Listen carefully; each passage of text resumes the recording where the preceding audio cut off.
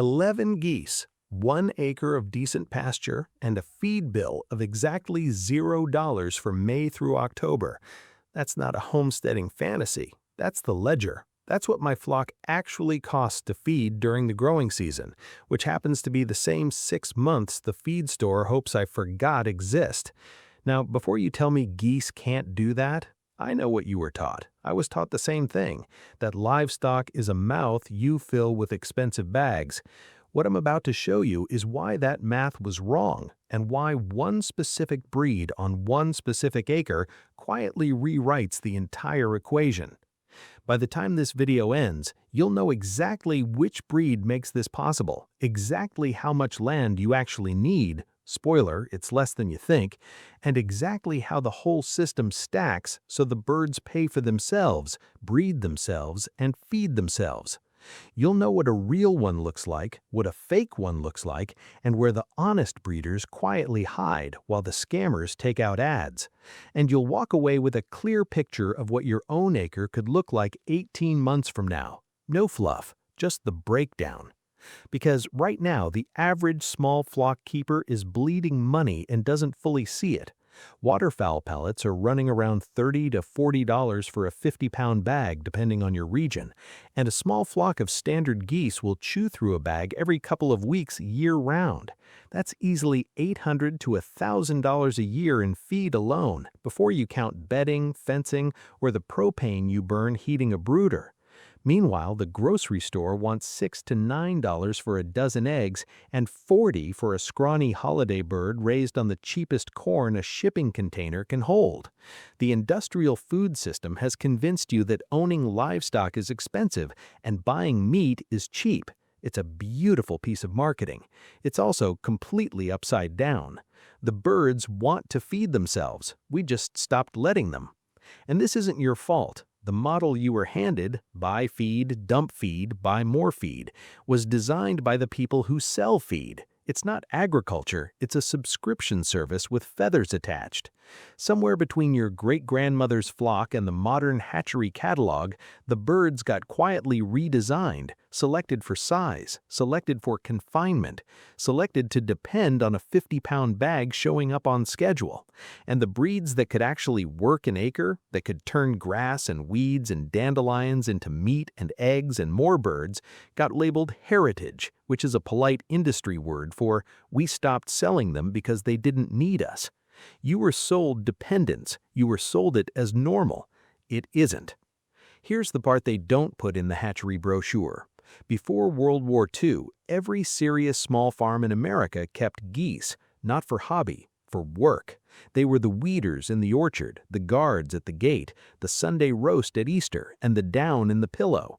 And one breed in particular, developed by an Iowa waterfowl man named Oscar Grow and named Pilgrim by his wife in 1935 during the family's move to Missouri, was quietly bred to do all of it on grass.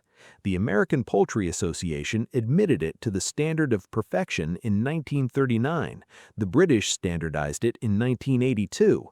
Australia followed in 1999, where they called the same bird the settler goose. Then the commercial hybrids swept in, the small farms folded, and the Pilgrim got shoved onto the Livestock Conservancy's threatened list. It never stopped working. We stopped watching. If you're serious about cutting a feed bill down to nothing and rebuilding something your great-grandmother would recognize, hit subscribe and ring the bell, because what I'm about to break down is the exact 11-bird system, item by item. Item 1, and the reason the whole system works: autosexing. In almost every goose breed on Earth, males and females look identical from hatch to headstone. You buy 6 goslings, you flip a coin, and a year later you find out you own 5 ganders and 1 very tired female, and your breeding plan is a bar joke. Pilgrims don't play that game. The trait is written in the down. Day-old males hatch with pale silvery yellow fluff and a light-colored bill. Day-old females hatch with darker olive gray down and a darker bill. By 2 weeks, it's obvious. By adulthood, the males are creamy white with real, actual, uncanny blue eyes, and the females are soft dove gray with brown eyes and a white mask around the face, like they went to a very small opera. What that means, practically, is that you can walk into a brooder on day one and pick the exact ratio you need, 1 gander, 3 to 5 females. No vent sexing, no DNA test, no $20 guess that becomes a $200 mistake. It's one of only a handful of autosexing goose breeds in the world, and among American breeds, only the Pilgrim and the nearly extinct Cotton Patch pull it off. I put together a full Pilgrim Goose buyer's guide that walks through exactly how to spot a real Pilgrim at hatch versus a hybrid that just looks close. The link's in the description and the QR code's on your screen. Because here's the catch, and it's the setup for item 2. Autosexing is genetically fragile. Cross a Pilgrim once with the wrong bird, and the entire trick disappears in the next generation. Item 2. And this is where the feed bill hits zero, the grazing math. Geese are the most efficient grazers among common domestic poultry. Not chickens, not ducks, geese. They graze the way sheep graze, and Pilgrims in particular are described in every serious reference as strong foragers. They preferentially eat dandelion, chickweed, plantain, clover, and grass, the exact plants you're currently mowing for free. Here's the math on 11 birds. On decent pasture, roughly 1/4 to half an acre per 3 or 4 birds, a well-managed Pilgrim flock can sustain itself on grazing alone from about May through October in most temperate climates. That's 6 months of zero supplemental feed. During the other months, winter, molt, and the breeding-laying window, you're back on a pellet ration at roughly 14 to 16% protein for maintenance. But those 6 growing season months? Zero. If a bag of waterfowl feed runs you $35 and a flock of that size would otherwise consume roughly 2 bags a month, you're keeping about $420 in your pocket per grazing season, just on the grass you are already growing. And you're keeping the paddocks tidy without a mower, without herbicide, and without a gas can. That's not homesteading fluff. That's a rotational grazing system with feathers. And item 3 is where the value goes from saves money to prints it, because the bird itself is worth something. Item 3. The threatened breed premium. Item 3. The threatened breed premium. When a breed is rare and the rare breed people are actively trying to save it, the birds themselves carry a market value that a hatchery mutt never will. The Pilgrim is currently listed as threatened by the Livestock Conservancy, the leading rare breed organization in the United States. Similar concerns exist at the Rare Breeds Survival Trust in the UK and the Rare Breeds Trust of Australia. Translation: buyers are out there. They know what they want and they will pay for it. A pair of well-bred adult Pilgrims from a reputable heritage breeder often sells for $200 to $300 or more, depending on region and quality. Goslings from a serious flock routinely go for $50 each, and exhibition-quality breeding stock commands more. Compare that to a commercial hybrid gosling at $8 to $10 from a hatchery catalog. Same feed, same acre, same amount of your time. Wildly different animal on the ledger. And here's the kicker. Because the breed is autosexing, you can sell trios and pairs with confidence, which is exactly what serious buyers want. Nobody's paying premium prices for a mystery box of 3 same-sex birds. You show up with a confirmed gander and 2 confirmed females at 6 weeks old, and you have the exact product the market is looking for. The full pricing landscape, plus the sourcing pitfalls, is broken down in the guide linked below. But knowing what to charge only matters if you know how to source real birds in the first place, which is item 4, and this one bites hard. Item 4. The sourcing trap. This is where roughly 80% of new keepers get burned. I don't say that to scare you. I got burned my first time, and I want to save you the tuition. Here's how it happens. Spring comes. Demand for goslings peaks. Social media fills with listings of pretty white and gray birds labeled Pilgrim goslings. Someone in the next county is asking half the price of the honest breeder 3 states away. You do what any reasonable human does. You go for convenience, and you bring home hybrid birds that look convincingly Pilgrim-ish for one generation, then hatch out muddled color goslings that can't auto-sex and can't sell as heritage stock. Meanwhile, the real breeders, with documented bloodlines going back a decade, who show at the National Poultry Association and participate in the National Poultry Improvement Plan, are booked 6 to 12 months out and don't advertise on Facebook because they don't need to. That's the whole game. Scammers use ads. Real ones use word of mouth. There's a checklist of about 10 specific questions you can ask any seller that separates one from the other in under 5 minutes. Things like, how was your foundation flock established? Can I see the parents on video? And do you participate in a national health program? All 10 questions, plus the red flag list I use before I even pick up the phone, are in the guide. Link in the description, QR code on the screen. Which leads straight into item 5. What you build once you actually have the right birds. Item 5. Housing and water that runs itself. Item 5. The housing and water setup that basically runs itself. And by runs itself, I mean once it's built, it takes about 10 minutes a day. For 11 adult pilgrims, you're looking at a secure night house of roughly 60 to 100 square feet. That's the 5 to 10 square feet per bird number the standard references land on. Solid walls, ventilation up high above bird level so moisture escapes without a draft, a low, wide doorway because geese don't perch and don't like stepping up, and deep straw bedding you top up rather than swap out. Outside, fencing at least 4 feet high, buried 6 to 12 inches or aproned along the ground because everything with teeth wants to eat a goose. Foxes, coyotes, raccoons, weasels. Nearly every predator loss on record happens at night, which is why the lockup matters more than the day fence. Water is the sneaky part. Adult geese drink roughly a quart of drinking water a day each, more in summer, and they will foul it within the hour.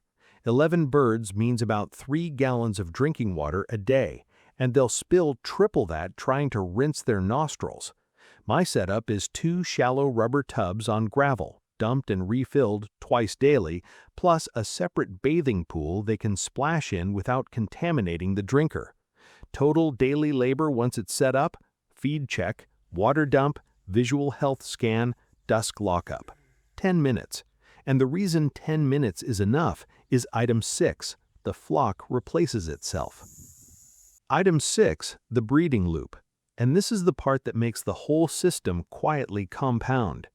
Pilgrims retain strong natural mothering instincts, which most commercial breeds have had bred out of them. A settled female will sit her own clutch through the roughly 30-day incubation, defend the nest, and raise her goslings alongside the gander. No incubator, no brooder heat past what the mother provides, no hand rearing. Egg production runs somewhere between 25 and 45 large white eggs per female per year, mostly in a spring laying window from March through May in the Northern Hemisphere. Each egg weighs around 170 to 200 grams, call it 3 chicken eggs worth of yolk apiece. With 11 birds structured as, say, 2 ganders and 9 females, you're looking at a potential 350 eggs across the season if the flock is well conditioned. Even if you only hatch half of what gets set and you lose a few goslings the way you always do, you're producing 30, 40, 50 birds a year off the same acre. Some go to the freezer at 10 to 12 weeks. Pilgrims finish out to a nice family-sized roasting bird in that window. Some get sold as breeding stock to other keepers looking for real heritage geese. Some replace older members of your flock. The math on that is why the feed bill is zero and the value keeps stacking. You're not running a hobby, you're running a small, quiet, feathered business that pays for itself. And the whole playbook, Sourcing, housing, the breeding year calendar is spelled out in the free guide below. I didn't start believing any of this. My first attempt at geese was a disaster in slow motion. I bought a trio from a classifieds ad, pretty birds, seemed friendly, seller was nice, turned out to be 3 ganders, learned that the hard way when spring came and the pen turned into a wrestling match. Then I tried a hatchery, better birds, but hybrids, grew fast, ate constantly, and the goslings that hatched from them the next year came out in 6 different color combinations and could not be autosexed to save my life. I spent close to $1,500 in that first 18 months on feed, fencing repairs, and replacement birds, and I had almost nothing to show for it besides some very expensive lawn ornaments. It wasn't until I drove 4 hours to a heritage breeder, one who'd been keeping pilgrims for 2 decades, could name the source flock her original pair came from, and made me sit through a 40-minute conversation before she'd even let me put down a deposit, that the whole thing clicked. 2 real pilgrim pairs came home. Within a year, the flock had doubled off natural broods. Within 2 years, the feed bill for the grazing months hit 0. And I hadn't bought a bag of pellets in the growing season since. That's when I became a convert. Let me save you from the mistakes that wreck most people's plans. First mistake, buying a single goose. A single goose is a lonely goose, and a lonely goose is a badly behaved, stressed, loud goose. Minimum unit is a pair. Ideal starter is a 3-0 from one bloodline and a pair from a second unrelated bloodline, so you have genetics to breed with for years. Second mistake, skipping quarantine. Every new bird gets 2 to 4 weeks in separate housing before it meets your existing flock. No exceptions. Diseases incubate silently, and losing an established flock to a shortcut is a heartbreak nobody deserves. Third mistake, underestimating fencing. Pilgrims fly better than heavier breeds, especially juveniles, and if your fence is under 4 feet or your night house has a gap the width of a raccoon's arm, you will pay for that gap. Build it right the first time. Fourth mistake, trusting the word heritage on a listing without any pedigree behind it. Heritage is not a certification, it's a marketing term. The pedigree behind the label is what actually matters. The guide has the exact interview checklist I use with every breeder. Link is in the description. QR codes on the screen. Grab it before you make the first call. Next week, I'm breaking down the exact 11-bird rotational grazing layout, the paddock sizes, the fence lines, the water stations, the whole map. If you want your acre working while you sleep, that's the one. Until then, your 1 acre is enough. Your birds want to work. Let 'em.